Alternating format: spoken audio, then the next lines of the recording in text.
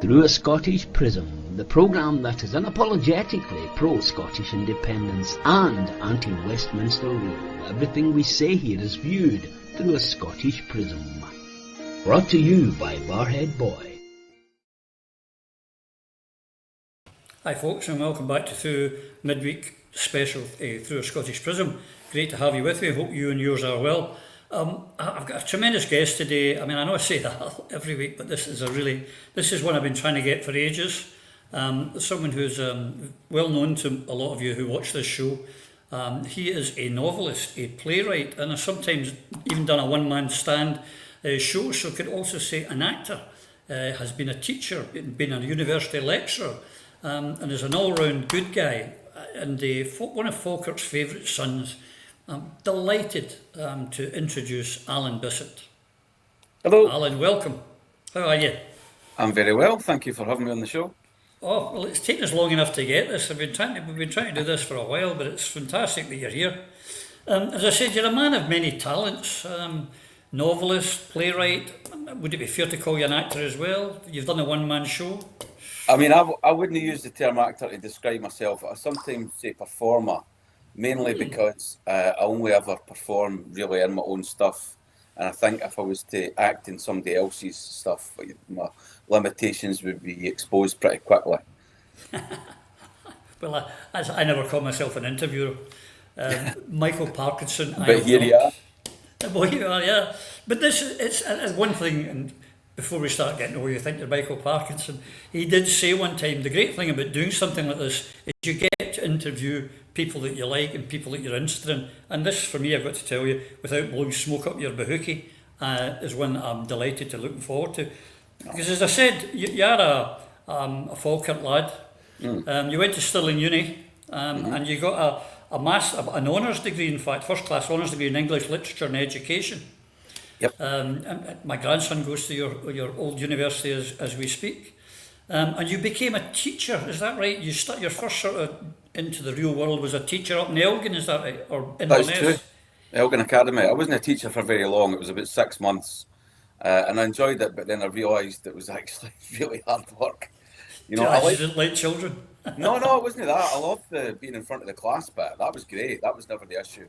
It was the staying up till 11 o'clock every night, marking and preparing lessons bit that I was a bit keen on. So I didn't stick it for too long. I realised I could never become a writer if I stayed a teacher. Yeah, but you were also doing lecturing of creative writing, etc. at universities. I should maybe get to help with some of my blogs, give me a few tips here. But right. You did that at Leeds and Glasgow University, Glasgow, is that right?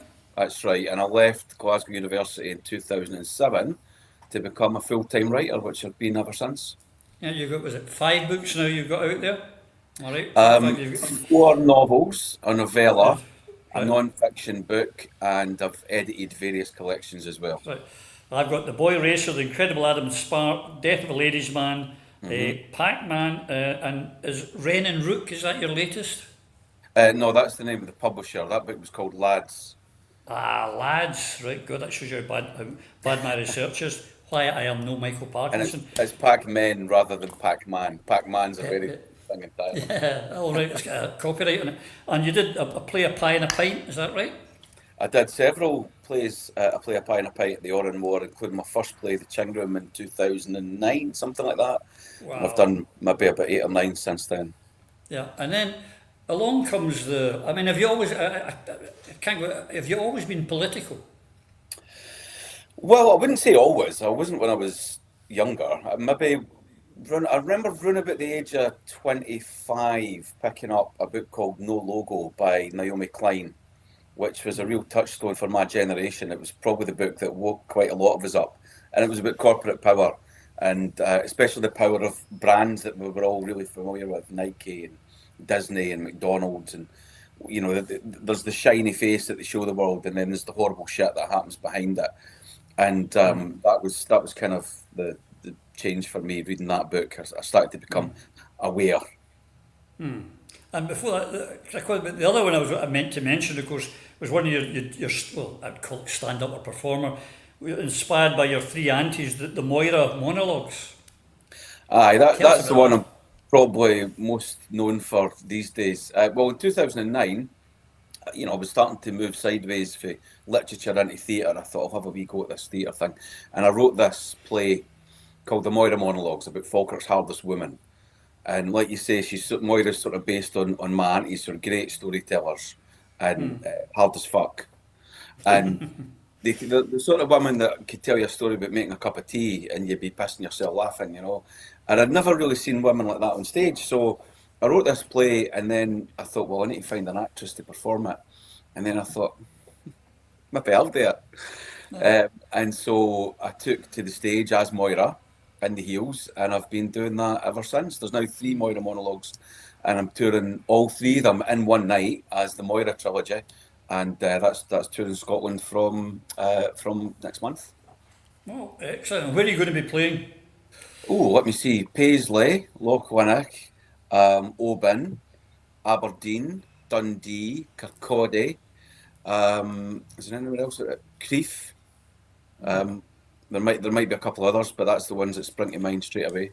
Well, you'll have to send me the dates and locations and times, and I'll get it out there too, because I'm Yeah, sure a lot well. of people will want to go and see that. It's on my website, alanbissett.com, if anybody wants to check out the tour dates before then.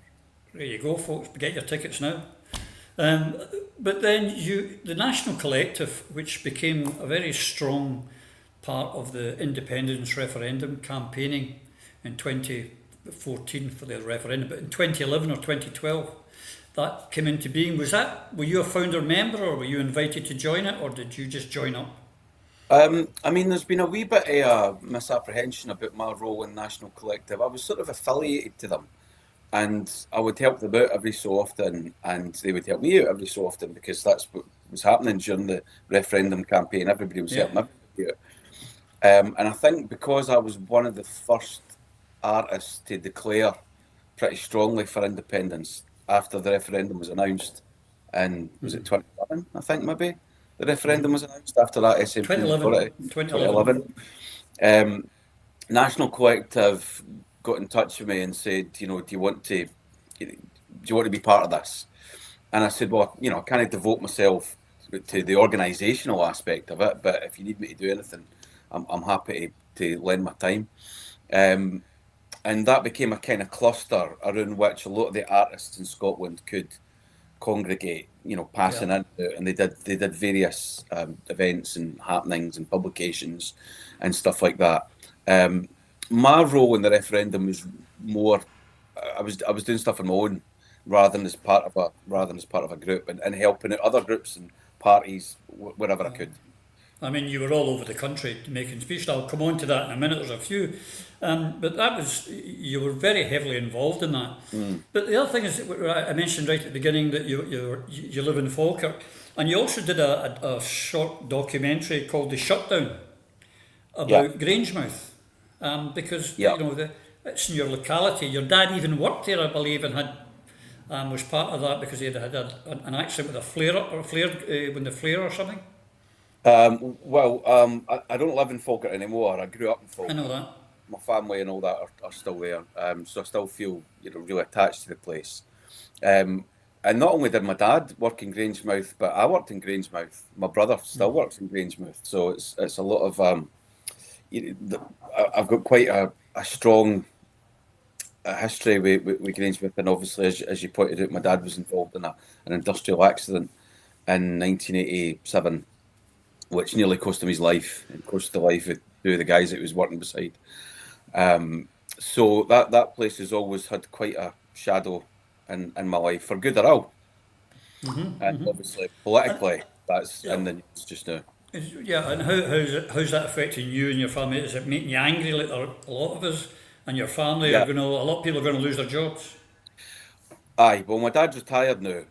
My brother works in the labs, so his job isn't directly under threat, but it's going to be devastating for the local area. Yeah. I mean, that's the major industry in central Scotland. And the idea that that's no longer going to be there is, I now understand what people in Motherwell felt when Ravenscraig shut. The impact that's going to have on the local economy and employment levels, and how depressed it is. I mean, Falkirk's already struggling. So that Yeah. the loss of Grangemouth is going to be huge. And also there's the political dimensions for the rest of Scotland. Yep. Because I can just see it being used against us at some point if there is a future referendum campaign. Oh, you might be an oil-producing nation, but how are you going to refine your oil? Meanwhile, there's all these refineries down in England. So we can't ignore the political ramifications from it either. Correct. Yeah, well, this is it. This is the thing about being a colony. Now, I was in a recent meeting with a lot of high-powered independence supporters, and one of them, who will remain nameless, was wanting to poo-poo the idea that we're a colony. But this is a colony. We're going to be the only oil-producing nation in the world without our own refinery. That is the very definition of a colony, is it not? Well, I mean, I know that's a contentious word. It's never been a word that I've been afraid of. I think a lot of people in the independence movement, well, a lot of them genuinely don't really believe that we're a colony. Maybe because of the nature of the Act of Union. And, you know, maybe because Scotland also was a colonising nation as part of the imperial project. There's no getting away from that either.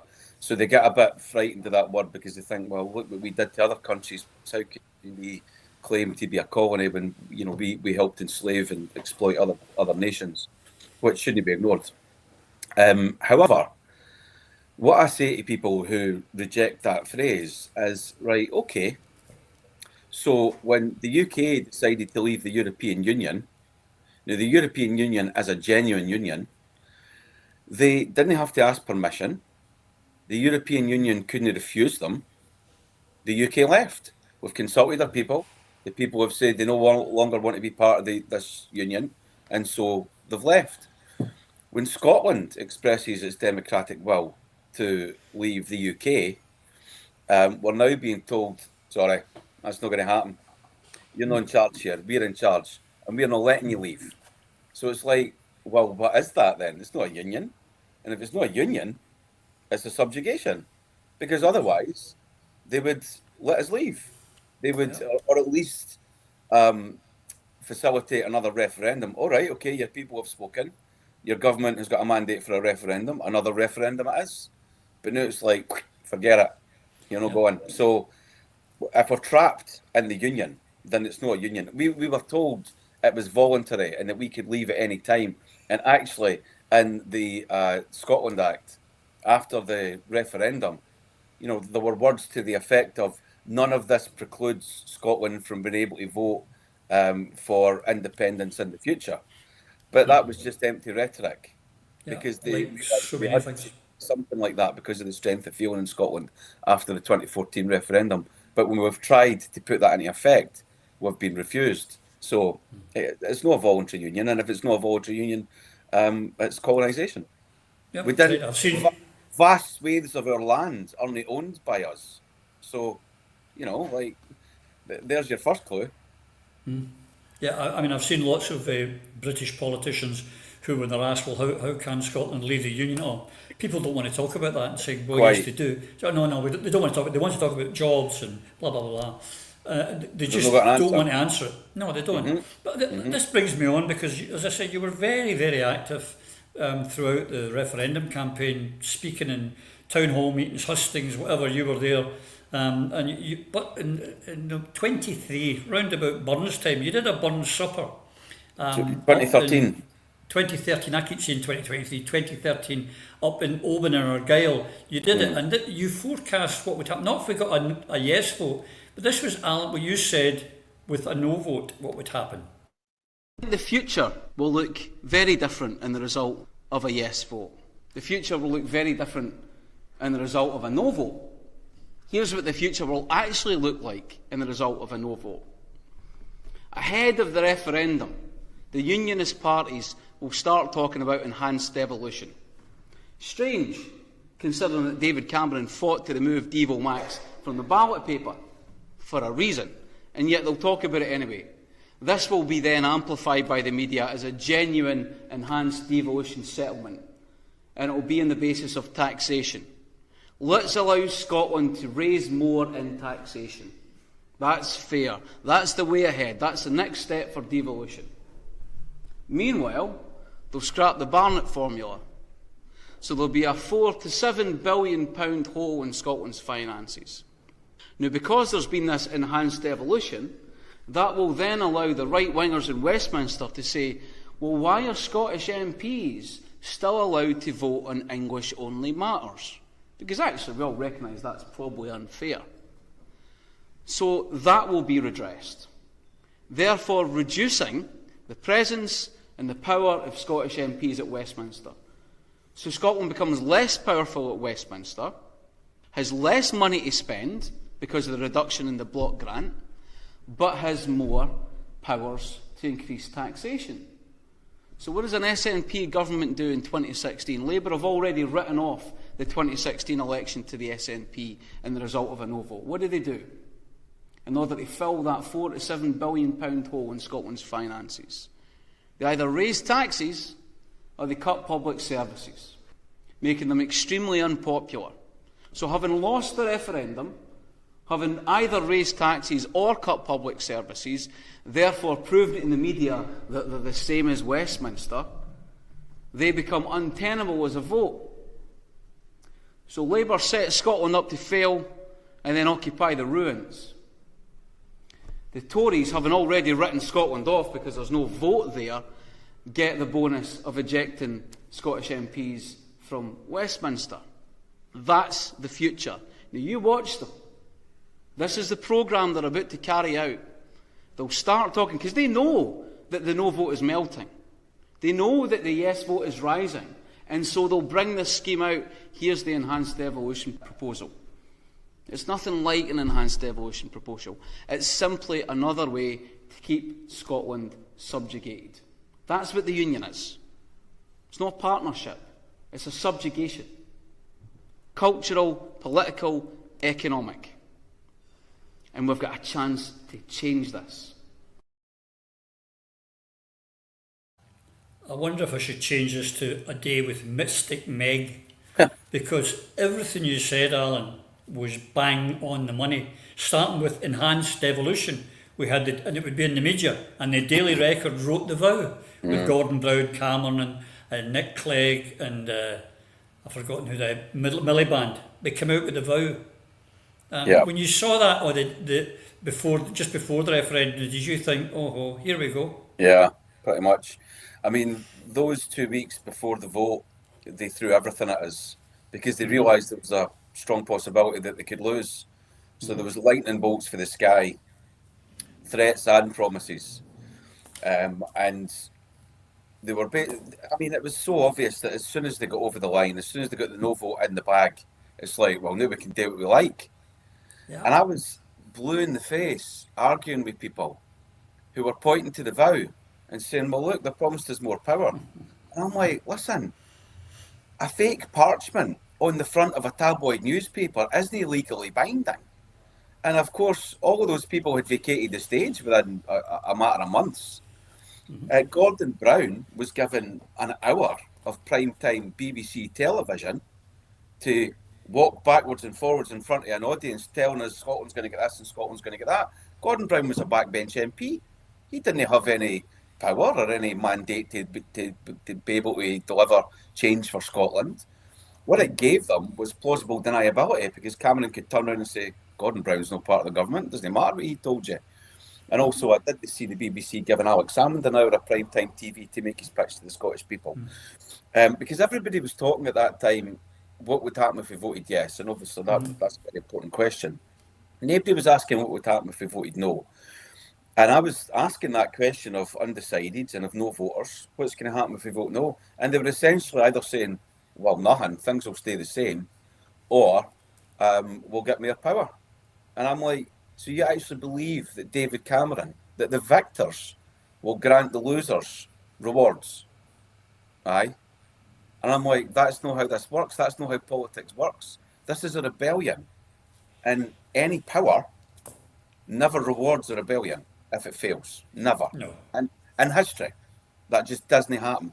What they do is they then weaken the forces behind that rebellion to the point where rebellion becomes impossible in the future. That's what they do. And you will grant them the power to do that with the no vote. Scotland, instead of proving our faith, because I think a lot of no voters voted no in good faith, that they were showing that their trust in Britain, that they were part of the British enterprise, the whole social union between Scotland and England, etc., right? That this was going to be taken in good faith by the British government as, like, well, Scotland wants to be part of this. We're with you. We're with you. And that was never how it was going to be taken. How it was always going to be taken was, well, you've just demonstrated your weakness. You're now vulnerable, and we're going to take advantage of that. That was the only way a no vote was going to be interpreted by the British establishment. So that it was never viable that Scotland was going to get more power. It was never on the cards. They just had to say it. And then afterwards, who was going to stop them? Who was going to say, excuse me, I don't believe you've stuck to your promises. Nobody was going to step in and say that. So here we are, now in a mess. Yeah, because you can bet your bottom dollar, if Scotland had voted yes, Grangemouth wouldn't be closing this year. Well, no government of an independent Scotland, an independent oil-producing nation, would close only oil refinery. It just wouldn't happen. But you would think that the people of Scotland would have learned from the lies of the vow, because the Labour Party told everyone in July, vote for us and we will keep Grangemouth open. And what do they do, folks? They shut it. Don't trust them. But the other thing I think people in Scotland have learned from the lies of the vow, because there's now a majority for independence. Yeah, that has been for a while, and we're going to come on to that. But the other thing you talked about was, they would reduce Scottish powers and increase England's powers. And the very next day after the referendum, of course, David Cameron brought out evil. You must have been sitting there going, I'm going to put a lottery ticket on tonight. I mean, you never want to be proven right about something like that. No. I've never wanted to be proven wrong more in my life than I was about those predictions for what would happen after Scotland voted no. And even if, the specific details weren't going to be right, the general tenor of it, which is that Scotland is going to be asset stripped and weakened, has certainly proven to be the case. We're out of the European Union, even though they'll be voted to stay. We didn't get anything for that. That's obviously negative consequences. Grangemouth's getting shut. There's public service cuts all over the place. We're facing the prospect of a Nigel Farage Prime Minister, the very realistic prospect. Now, see, if we'd said that in advance of the independence vote in 2014, they would have thought we were being alarmist. They would have thought we were being deluded. What do you mean Nigel Farage is going to be the future Prime Minister of the UK? I mean, they didn't even believe that Boris Johnson was ever going to be that. In fact, there's footage of Blair McDougall, who led the campaign, I think on Question Time, saying something along the lines of the idea that Boris Johnson is going to be Prime Minister is an absolute fantasy. Yeah. And, there we are. The people of England essentially voted a circus clown in charge of the UK during a time of national emergency. Look how that worked out. I mean, obviously, there are Tory votes in Scotland, but not enough of them to be able to put a Tory Prime Minister into Downing Street. Yeah. Sorry. If you vote yes, you'll be taken out of the European Union. All right. But we voted no when that happened. Yeah, quite. Aye. And obviously, not only being an oil-producing nation, but even if we decided to go in a different direction, which we could do if we're independent, Scotland's renewable energy potential is vast. Look at the size of our coastline for a start. Look at the amount of wind that we get. Huge renewable energy potential. And none of that's going to go to benefit the people of Scotland. I mean, look at the price of energy bills. Our energy bills are among the highest in Europe. Well, and yet, the highest. Look at our energy producing potential. And that's because we don't control our own resources. Everybody's suffering. Everybody's suffering because as a result of that no vote, including no voters. Yeah. Yeah, but that's the element. But they're building a superhighway to take the energy down to England. And they're now telling us we want nuclear power stations. They don't want them down in England because they're a wee bit, the waste's a problem. But put them up in Scotland. We don't need them. But they need the electricity. So they're just going to plant them the same as they put their nukes on the Clyde. The other one... Scotland's a resource for the British establishment. That's it. Another one of your forecast was right. They reduced the number of MPs after the 2014. They didn't increase our power there. They reduced it. Yep, Our number of MPs that went to Westminster.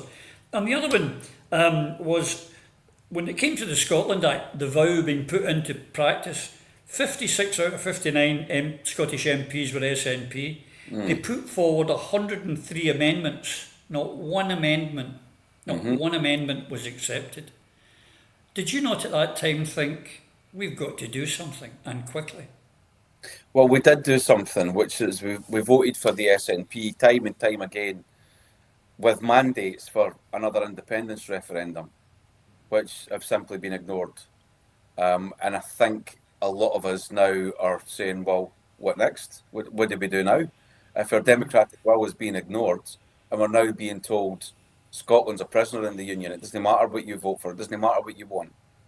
You voted no in 2014. You gave popular assent to the Union for the first time in history. And I've spoken to friends of mine who are Unionists. And as far as they're concerned, the vote in 2014 was final because for the first time in history, the people of Scotland gave popular assent to the Union. And they were like, that's it, case closed, done. Scots voted to be part of the Union, and you are. And it doesn't matter what was said during the campaign, all they cared about was the vote. Yeah. But they also, the only thing they cared about said during the campaign was a throwaway comment by Alex Salmond in his speech. And he said, this is a once-in-a-lifetime opportunity, or a once-in-a-generation opportunity. And now they've said, yeah, that means 160,000 years, a generation is, you know. Well, I mean, to be honest, that was a silly mistake. I mean, they were always going to exploit that. But I know, and you know, that's just a turn of phrase. In the same way a salesman will say to you, this is a once-in-a-lifetime opportunity. Or, you know, a travel agent will say, this is a once-in-a-lifetime holiday. It's no legally binding. You know what I mean? No. But they were always going to jump on that. But even then, to be honest, that was always a fig leaf. Because we're now getting to the point, you know, we're maybe 5 or 6 years away from actually being another generation. You know, if you take, say, 16 years, because that is the first legal point at which another human being can, you know, reproduce and produce another generation. 16 years is, you know, that is a generational span. And do you really think that another 5 or 6 years they're going to turn around and say, well, okay, there's been a generational turn, it's fine, you can have a referendum? No, they never were. That was always a pretense.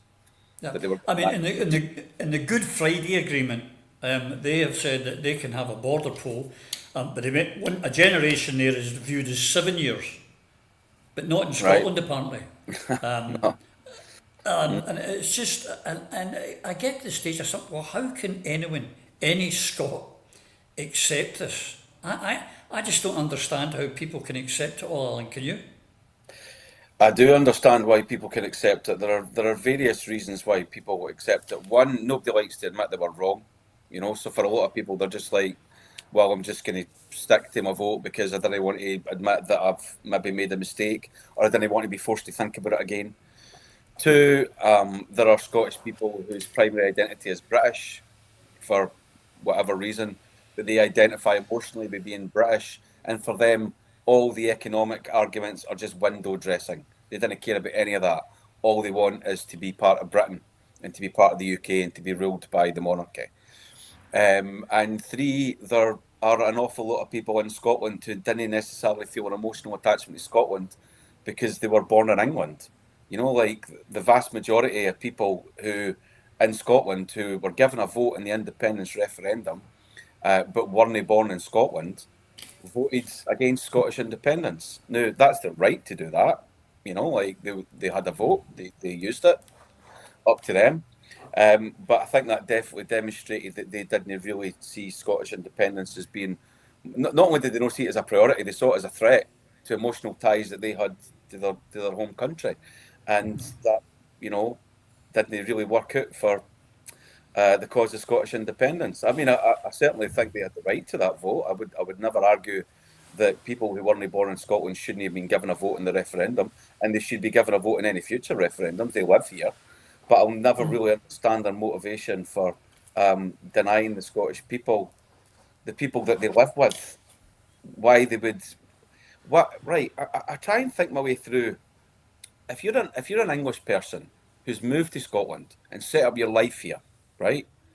You've decided that England is no longer good enough for you to live in. That Scotland is a better prospect for you. You've been given a vote by the Scottish government and by the Scottish people on the future of that country, whether or not it's to be independent.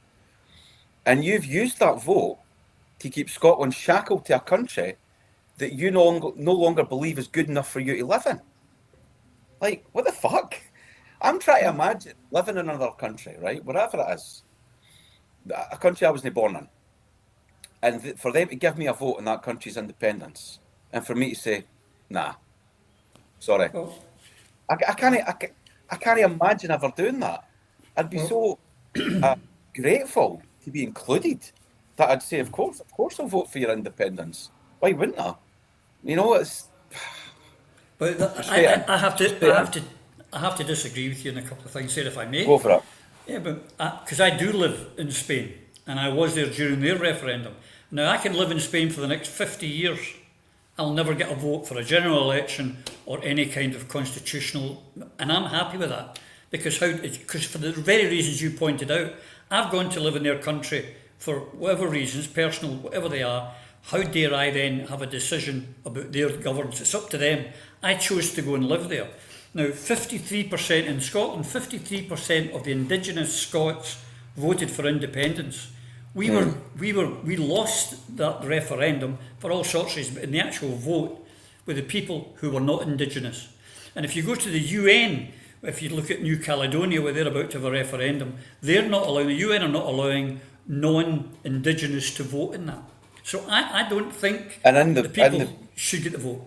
And in the EU referendum that the UK had, I'm fairly sure the EU nationals weren't given a vote. Correct, they weren't allowed to vote. So however, nonetheless, I would still argue that people who are not born in Scotland but live in Scotland should have the right to decide that country's future. I would still argue for that. I just don't understand why they didn't vote. Well, I agree with that, but I would put a time limit, something like a 10-year or something. 10 years. You know, it's 10 years. Your prime home in Scotland, living there 10 years, paying taxes and council tax for 10 years in Scotland, would entitle to a vote. But we gave it to everyone. There was students who were at university and courses were given a vote. People who were working offshore were given a vote, who were living in digs and onshore. The British Army soldiers who were living up there in a deployment were given a vote. It was a ridiculous franchise. And I hope if we ever again, I don't know what franchise we'll use, but that's, I think, was a mistake, but we can't control that franchise. And on that, you were very good at predicting back in 2013 what was going to happen. What do you think is going to happen now? Because poll after poll shows that the support for the independence is above the anti-independence vote. So what's going to happen? Do we move forward and how? Well, we're in a bit of a bind, aren't we? I mean, on the one hand, support for independence is high. It seems to be over 50% consistently, which we would have killed for in 2014. You know, that was the dream. So the Scottish people haven't been fooled by the wake of the independence referendum. They've seen what's happened. They're very disillusioned with the UK. I think if you'd been able to, show a crystal ball how things were going to turn out and show that to people in 2014, there's no way they would have voted in favour of that. So that's good. Now this might be a bit of a mixed case, but the SNP look as though they're still going to be the main party in Holyrood in 2026, which on the one hand is good, because sort of diffuses the argument that would be used against us if the SNP failed to be the next Scottish government in Holyrood. The argument being, well, nobody wants independence anymore. Nobody's even voting for the SNP. It's over. You know, that's the last thing. That's the last shield that we've got, which is continue to vote pro-independence parties. It worries them, the fact that the SNP are still showing that level of support, even off the back of a Labour government in the UK. However, where's the SNP's plan? You know, like, people are voting for the SNP in order for them to achieve independence. But I'm not convinced that the SNP have got a viable plan for achieving it. Where is it? So, like, you know, that's one of the binds that we're in. One of the other ones, I mean, the real danger is that the ultimate dream of a lot of the hardcore unionists is to shut down Holyrood entirely. And with a reform government in Westminster and Nigel Farage Prime Minister, they would take that as a green light. They're much more hardline than the Tories in that respect. I mean, the Tories never really wanted a Scottish Parliament in the first place, but they've accommodated themselves to it. It's blown up in their face, but reform would, you know, possibly even campaign on that basis. That might be quite a popular vote winner for them in England and for the hardcore unionist vote in Scotland to peel them Yep. off the Tories. So that's the real danger. The other side of that is, I would imagine that would increase support for Scottish independence. But how would we go about trying to achieve it if the mechanism for achieving it would be taken away from us? Now, the mechanism of a referendum has gone. We're not going to get another referendum. It's not going to happen. But we can still use elections because they can't boycott elections. Unions can't boycott elections. And it would make sense for it to be a Holyrood election because that's a home game. Yeah. When it's a Westminster election, that's essentially an away game, and people are wanting to choose. They might use a vote to try and kick the Tories out or to kick the incumbent government out. But if we could focus minds on a Holyrood election being a referendum for independence, that would give us another bargaining chip. Obviously, we don't know how it would play out after that, but it's the next logical step. Yeah. So if the most important thing we need is unity of the entire, like yes, that magical time, and I mean, actually, you remember it like me. I can think of nothing more magical politic in my life than the buzz that was going on during the referendum campaign. We need that unity back because that was the one thing that frightens the politicians is a unified electorate who actually know what they're talking about and know what they're talking about. So we need unity, and the SNP are the only ones that can bring unity to the movement. Would you agree with that? No, Well, no, who I can wouldn't. bring the unity then? I Not mean, will they, but the there are only so ones many that. different parts of the independence movement that you can only achieve unity if everybody wills it. And there's so much discord surrounding the SNP in terms of a lot of people are feeling disappointed about their record in government in the last 10 Yeah. years, their failure to achieve independence, certain figures at the top of the party who people now associate with, the Salmond affair, the legacy of Nicola Sturgeon, which a lot of people feel very divided about. That I don't know if the SNP are the rallying point anymore. They are the largest part of the independence movement, and they're the electoral force that it can't really happen without. So we have to accommodate that. But at the same time, the SNP have made so many mistakes in the last 10 years that it's hard to um, keep the faith with them. But I must admit, the infighting in the movement is depressing. But that's what politics is. And in the wake of a failure, this is what happens in any political movement. Everybody turns on each other and says it's your fault, it's their fault, it's his fault. You're getting in the way. You're ideologically unsound. It's textbook.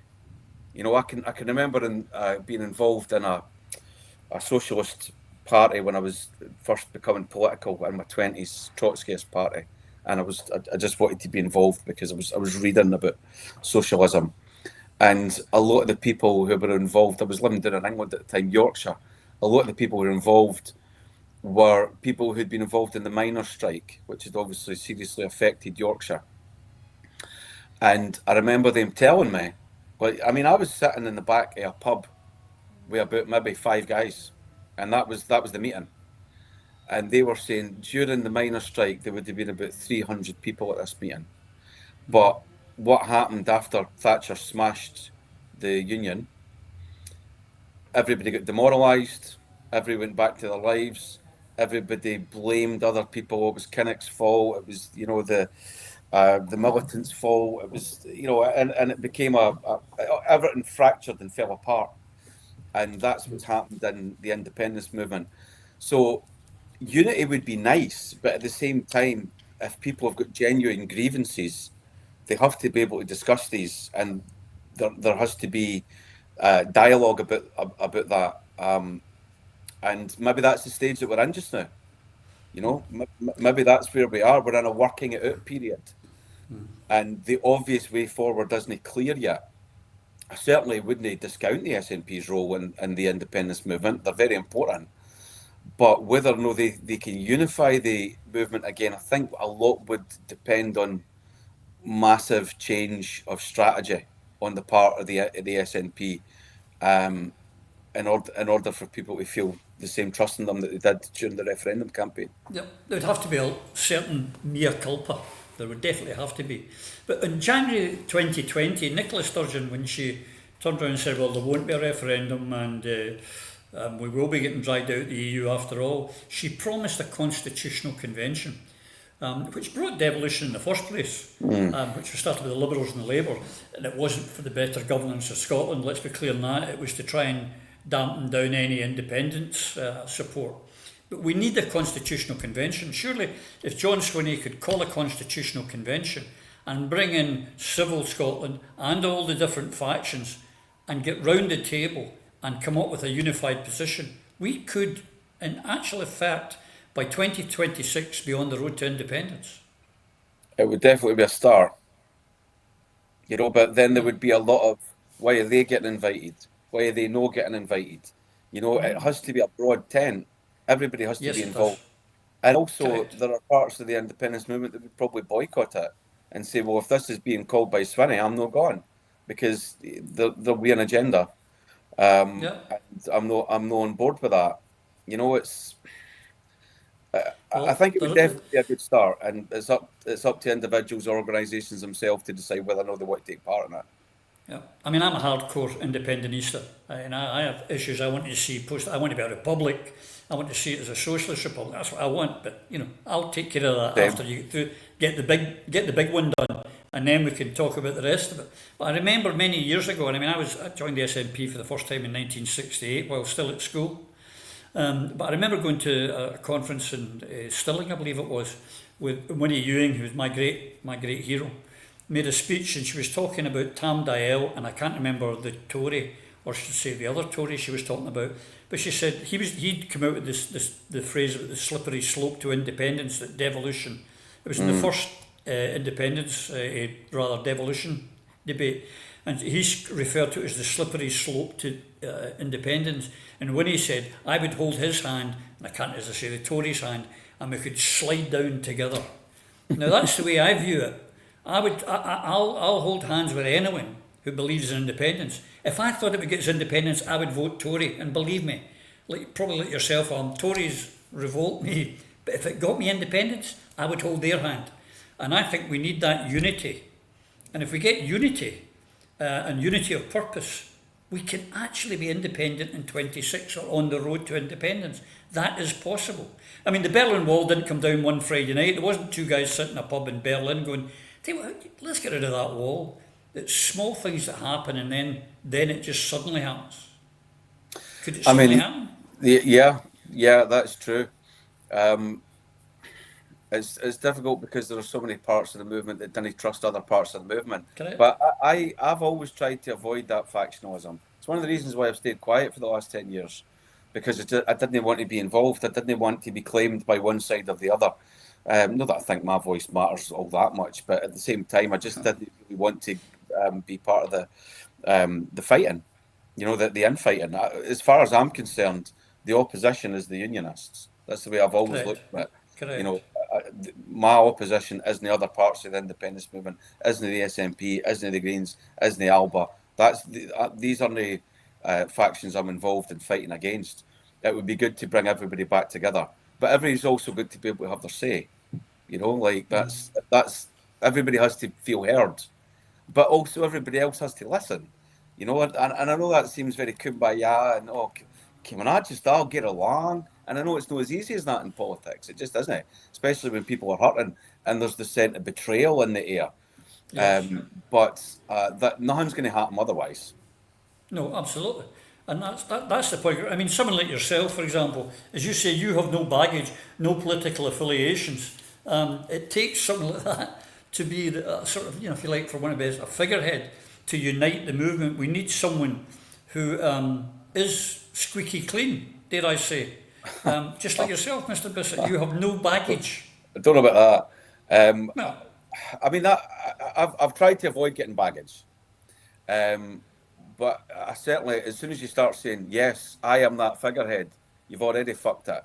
You know, one of the things I realised about politics, I mean, I remember my dad saying when I was getting involved in the independence referendum, my dad was really quite cynical. I mean, he wasn't living in Scotland at the time anyway, so he didn't have a vote, and he would have voted for independence. But he's cynical about politics and the political system and about politicians especially. And he's like, politics is a dirty business, son. Didn't get involved. And I've no regrets about getting involved because it was important, still is important. And I thought I had a part to play in trying to get the yes vote.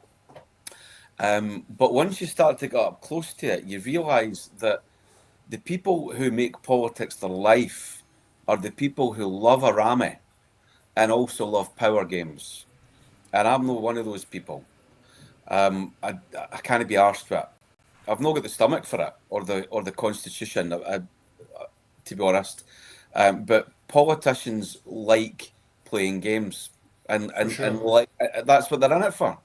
You know, it gives them a sense of personal power. So, but unfortunately, you can't have politics without that because the whole core of what politics is power. Who's got it? How is it dispersed? Who's challenging against it? You know, like who are the people who are trying to spread that power out, and who are the people who are trying to consolidate that power? So unfortunately, there's an aspect of it which is game playing, and can it be avoided? I don't know if I've got the stomach for that, to be honest. So anybody who says I am the figurehead that will move the cause forward is immediately suspicious, as far as I'm concerned. But You know? you could be the catalyst. You could be the person that, the diplomat who pulls all the different factions together. Could you not? I mean, if there's a diplomatic role and behind the scenes and trying to get people talking to people, maybe. I mean, my life is very different now in that I've got two veins. I didn't have two veins during the first referendum, which is how I was able to give myself to the cause as completely as I did. It's much harder to do that when you're trying to raise a family. That sounds like an excuse, but nonetheless, that's the reality. Maybe you can broker conversations behind the scenes. That's something that I think I can do. But in terms of being a public figure out there leading the charge, in the way that I was in 2014, no.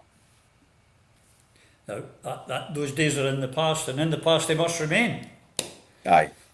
But there is, I mean, I'm kind of supportive of this, the people of the Independents for Independence, where they don't have a party whip, and they're really, because when I joined the party in the first place, everyone was facing the same direction. We had unity. That's what made the party grow and become the most popular party in Scotland, because there was no, there wasn't the skullduggery going on. It wasn't till later, till we, as you quite rightly identified, it wasn't till we got power and we won elections that all the shenanigans began to happen, all the dodging and diving, bobbing and weaving.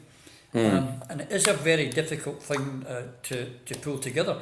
But going back to the problem, if people know their history, in 1918, the Irish Parliamentary Party, which had been the SNP of the day for the Irish cause, had become very settled, had become British, had been anglicised, and they were replaced in one election by the Sinn Féin. And 2 months later, they declared their independence. Could something similar, do you think, happen in Scotland? Without the violence, hopefully. Oh, aye, nobody wants the violence. I mean, possibly. It's just hard to think who that would be. I mean, the Greens are unpopular with a lot of the independence movement because once they were in government, it was felt that they were taking things in the wrong direction. I make no comment on that, but I know a lot of people didn't feel that the Greens are the ones who would be able to ultimately replace the SNP. Albar are in civil war just now. They're no united party, and didn't seem to be making a breakthrough in the polls either.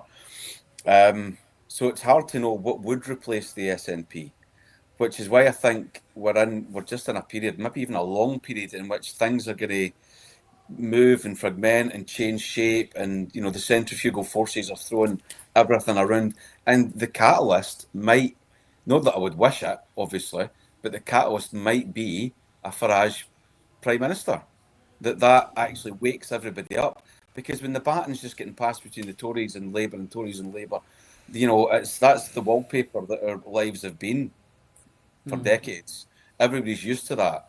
But when you've suddenly got the hard right in power, who would have predations on the Scottish Parliament, that's the sort of thing that might be the catalyst for change, and get everybody working towards the same goal again.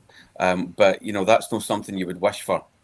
But there needs to be some kind of event that's going to reshape things, and make people focus on the prize. I think everybody's taking their eyes off the ball. Well, The SNP are caught between being a party of government and a campaigning party for Scottish independence. They're finding it extremely difficult to be able to do these two things at the same time. And I'm not really sure how that circle can be squared. I say, some people say that they've changed the raison d'etre. It seems now they want power for power's sake, but not for independence. It's about winning elections. They become a party that wants to win elections, but not, it seems, move the cause forward. Because as you pointed out, there is no plan.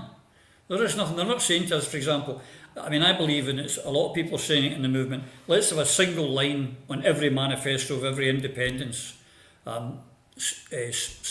independent standing, saying, a vote for me is a vote for independence. That's it. Nothing about housing, nothing about transport, nothing about taxation, nothing about anything. Just that one thing. And you're actually creating an independence plebiscite. And if you win all the seats and you get the largest of the vote, the percentage of the vote, then that's got to be not internationally recognised. And even the Brits can't, as you say, because it's a British election, they can't deny it. But it takes political will, and it takes someone to pull it all together. And it has to be, someone that pulls the whole thing together. And I can't think of anyone that does that. Yeah, who is a figure that can unite the whole movement? Certainly a politician. It's very difficult to think of one. Now, obviously, putting aside what happened during the surrounding the court case with Alex Salmond, it was certainly the case that in the first independence campaign, Alex Salmond was that figure that could unite everybody. For a time, Nicola Sturgeon was as well. Yeah. But now that those two figures are off the scene, unfortunately, one of them tragically passed.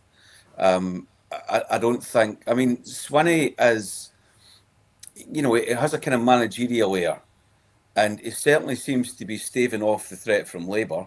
That might be partly to do with Labour's implosion, less than Swinney being an incredibly convincing figure.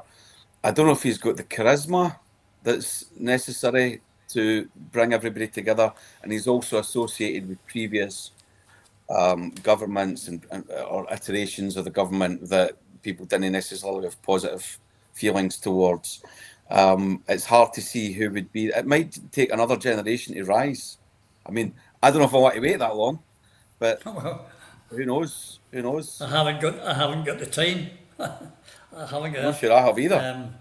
And I've seen too many people. There is white in this beard, I'm in my 8th decade, as they put it. The problem is that I've seen too many people who were youngsters like myself going, and it's there.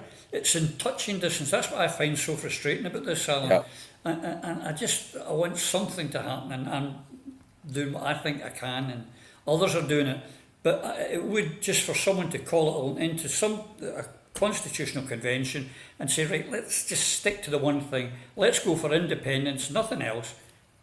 Park everything else, be it the gender issues, be it the end of the monarchy, be it getting into the EU, whatever it is. Let's park them all and have the one policy, and let's get that, and then we can move on to the next thing. I'm hoping that might happen. I don't know who's going to do it, but I'm trying. It would certainly pull focus, but in the meantime, conversations like this are important. That the independence movement is still talking to itself is important. And I know there's stuff happening at the grassroots level, and I take my hat off to the activists who are still plugging away.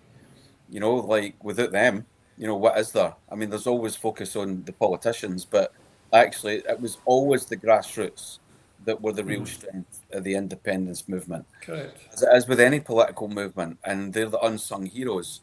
So as long as they're still there, having these conversations and making things happen, independence isn't going to go away. I mean, one of the things that I hold on to, if I was a unionist, right, while they've got the power and they're in charge of the process, you know, they in a way can sleep soundly in their beds at night without worrying too much about the threat of independence. However, if I was a unionist, I would be looking at the polls and going, they're at 51, 52%, 10 years after the independence referendum. When the fuck is this going to go away? And as I've said to unionists, listen, it's never going to go away. Ever.